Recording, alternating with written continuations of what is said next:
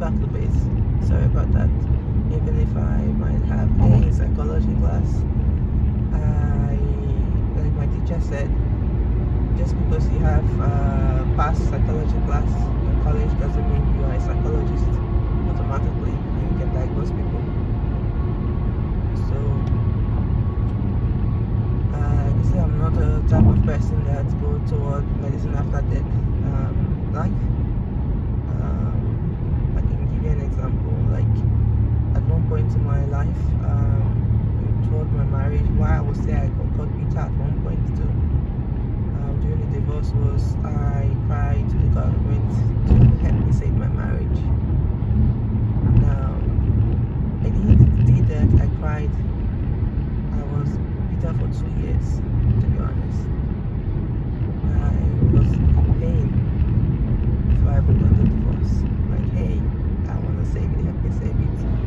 But unfortunately, I didn't get it done like that. I just went through the door. Everything I said went through my this ear, went out of the other side the ear for some certain people. Did I get the help I need at the end? Yes, I did. But the deed, some of the harm or what have you has already been done. No. Fast forward to having to say medicine after death. Not just because I'm making my life, would you say just because of that I go back to my ex? Or just because of that I end up having to go get remarried to my ex? We move forward ever and backward never. I'm not going to go back to my family. I'm planning not to. On the other hand, I have nothing against the government. Trust me, I will not say I love them because nobody loves Uncle Sam when it comes to collecting money.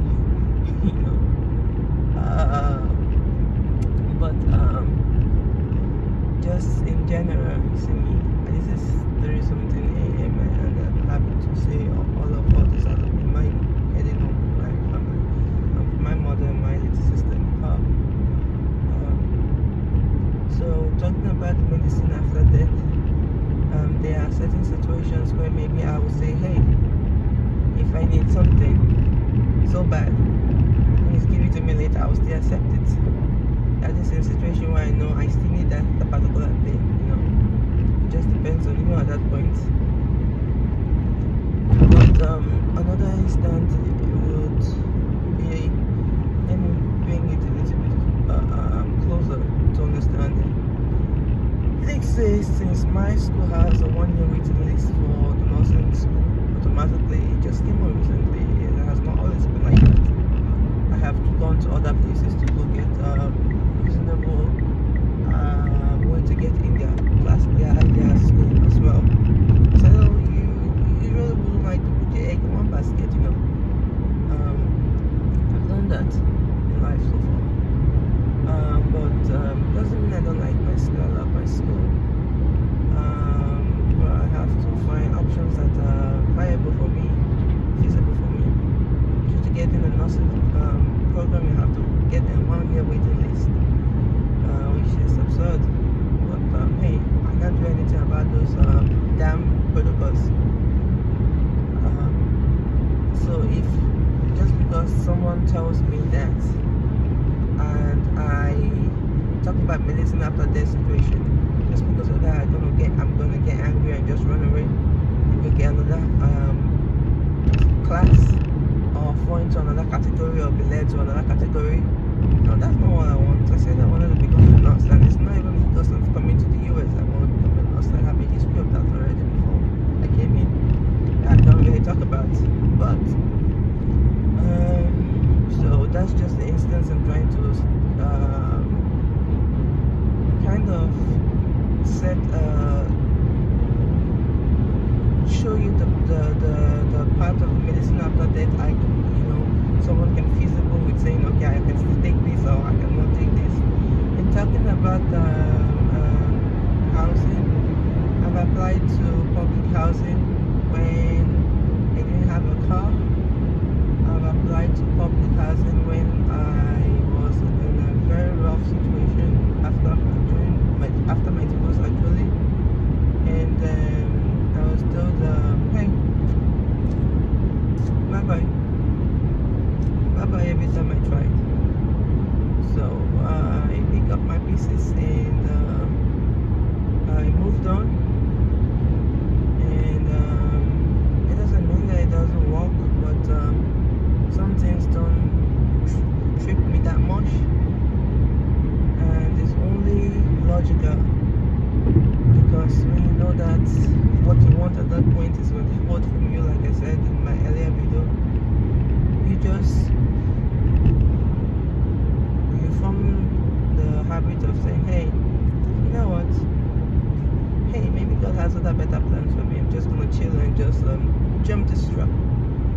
But not saying the public housing or government stuff don't work. Some of them are readily available that works in the US.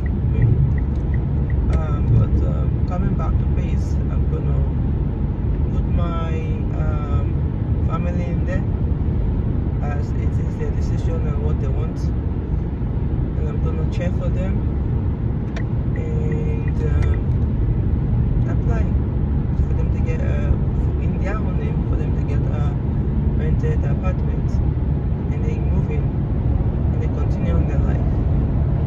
And I try to see the future, even if I cannot predict it. But I know what I set up now is what determines my future. So, and that gives me like a 50-50 chance to be able to predict what the future is installed. Kind of. Not sorry about that, the call came in. So I think I remember where I was. I talked what I talked about last. So yes, I'm gonna support them and cheer for them for whatever they want to do. I told you guys about my father being an electrician back home and all of that. Coming back here, I know he wasn't born here. He has to integrate into the system here and understand how it works here, and things work differently in the US. That is why people are trained here in this country. But sometimes some uncertain politics happen, and I don't see color. If you know me, I have never seen color in my life since I was born. But unfortunately, there are some certain people who might see it, and based on the history. But back to this, I have taken my father to the electrical place closest to us, and yeah, we know the blah blah blah protocol. Let me just use the word blah blah blah. But I've done my best, and hope for the best also. And I'll keep on doing my best, hoping for the best for my family. The thing is that I'm putting the effort, and I'm but a woman according to society. And all this I'm saying, hey, since I'm but a woman, what the heck is coming out of my mouth right now? Hey, does society really care, to be honest? Being a woman? You don't know the answer to that question, but hey, I would keep on trying, and don't let just 1% of any hard work get to me to destroy plan for the future. Having said that, guys, have a great rest of your day, and good morning.